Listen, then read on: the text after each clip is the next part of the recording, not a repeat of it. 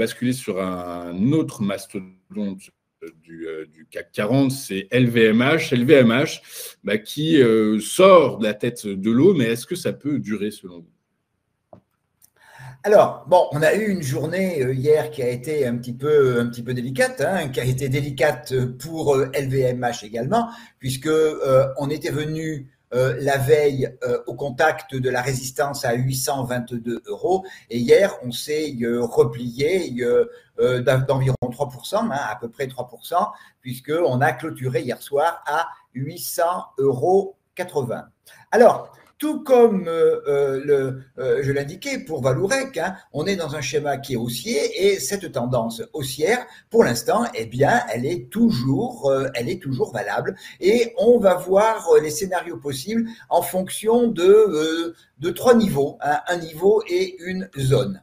Le premier niveau important dans le repli serait ce niveau à 795,8, qui est l'avant-dernier plus haut dans la tendance. Alors, j'ai regardé avant la prise d'antenne, j'ai regardé l'ouverture de LVMH. Eh bien, on est venu tester. Alors, je ne sais pas depuis 10 minutes ce qui se passe, mais on est venu tester juste après l'ouverture ce niveau à 795, et ce niveau, eh bien, les cours ont rebondi dessus. Et ça, c'est un signal extrêmement favorable. Pourquoi ? Parce que lors de la petite consolidation qui a eu lieu il y a une dizaine de jours, quand les cours sont venus se sont arrêtés sur 795, on a eu une consolidation, c'est-à-dire que sur 795, le marché a vendu. Si quelques jours après, on revient sur ce niveau et qu'au contraire, le marché achète, c'est le rebondi, on a un phénomène de polarité. Et à ce moment-là, 795,8 est un niveau technique d'achat tout à fait classique.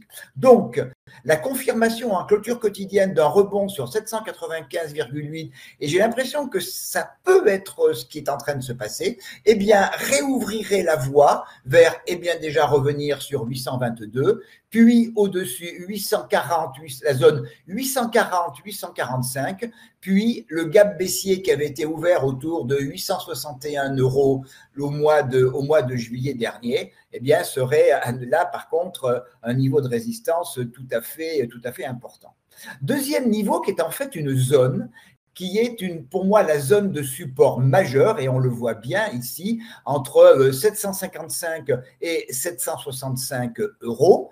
Donc, dans l'hypothèse où 795 ne tiendrait pas, c'est une zone, donc on voit depuis, j'ai un graphique là qui est à peu près sur un an, hein, on voit en février de l'année dernière, eh bien, les cours ont franchi cette zone de support, ils sont revenus la tester, ils sont repartis vers le haut, ils ont retesté fin février, ils ont retesté en mars, avant de repartir plus loin.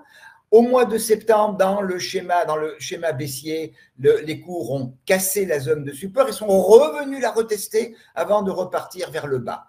Et encore, il y a quelques jours, donc après la petite consolidation, au cours de la petite consolidation qui s'est passée au moment du rejet de 795,8, eh bien, on est tout simplement venu tester le haut de ma zone de support 755-765. Donc, elle, en cas de rupture de 795, est véritablement une zone de support majeure. En cas de rupture de cette zone, eh bien, la tendance haussière, hein, qui prévaut depuis un mois à peu près, eh bien, celle-là serait invalidée, et à ce moment-là, on irait vers le haut du gap haussier qui a été ouvert il y a 2 semaines ou 3 semaines au moment de la publication des résultats de LVMH, c'est-à-dire un retour sur 729 €.